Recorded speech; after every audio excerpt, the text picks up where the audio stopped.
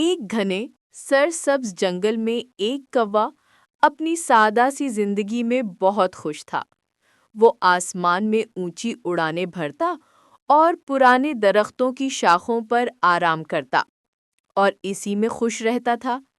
لیکن ایک صبح اس کا سکون بھنگ ہو گیا جب اس نے ایک جھیل پر ایک ہنس کو نفاست سے تیرتے دیکھا۔ کوے نے سوچا، یہ پرندہ کتنا شاندار ہے!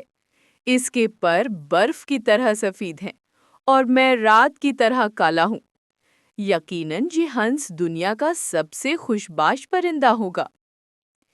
اس حسد کے نئے احساس سے پریشان ہو کر کوا اڑ کر ہنس کے پاس گیا اور اپنے خیالات کا اظہار کیا۔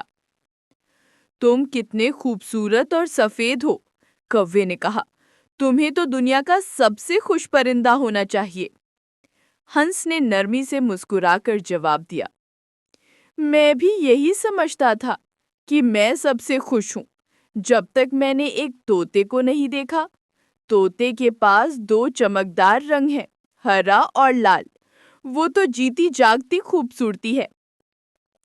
اب مجھے لگتا ہے کہ پوری دنیا میں سب سے خوش پرندہ طوطا ہے۔ سب سے خوش پرندے کو ڈھونڈنے کی دھن میں کوا اب طوطے کی تلاش میں نکلا۔ اسے ایک طوطا پھلوں کے باغ میں چہچہاتا ہوا ملا۔ کوے نے طوطے سے پوچھا کہ کیا واقعی وہی سب سے خوش پرندہ ہے؟ طوطے نے وضاحت کی، میں بھی بہت خوشگوار زندگی گزار رہا تھا جب تک میری نظر ایک مور پر نہیں پڑی۔ میرے پاس تو صرف دو رنگ ہیں، لیکن مور تو ان گنت رنگوں سے سجا ہوا ہے۔ اس کی خوبصورتی کا کوئی مقابلہ نہیں۔ اب کوے کی تلاش اسے ایک شہر کے چڑیا گھر لے گئی، جہاں اس نے ایک بڑے سے پنجرے میں ایک شاندار مور دیکھا۔ لوگوں کا ایک بڑا ہجوم اس کے خوبصورت پروں کو دیکھنے کے لیے جمع ہو گیا۔ جب لوگ چلے گئے تو کوا مور کے پاس گیا اور کہا، پیارے مور، تم تو ناقابل یقین حد تک خوبصورت ہو۔ روزانہ ہزاروں لوگ تمہیں دیکھنے آتے ہیں۔ مجھے جب کوئی دیکھتا ہے تو بھگا دیتا ہے۔ مجھے یقین ہے کہ تم اس سیارے کے سب سے خوش پرندے ہو۔ مور نے ایک ٹھنڈی آہ بھری اور اس کے شاندار پر تھوڑے سے جھک گئے۔ میں بھی یہی سوچتا تھا کہ میں سب سے خوبصورت اور خوش پرندہ ہوں، لیکن میری اسی خوبصورتی کی وجہ سے میں اس چڑیا گھر میں قید ہوں۔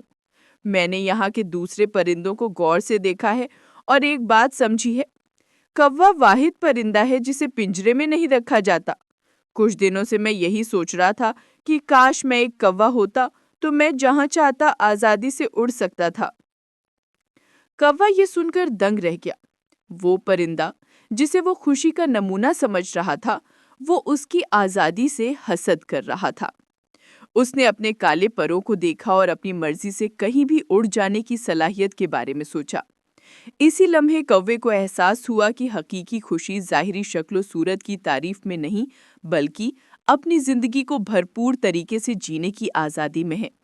اپنی زندگی کی نئی قدر کے ساتھ کوے نے اپنے پر پھیلائے اور واپس اپنے جنگل کی طرف اڑ گیا، اور اس بار وہ پہلے سے کہیں زیادہ مطمئن اور حقیقی معنوں میں خوش تھا۔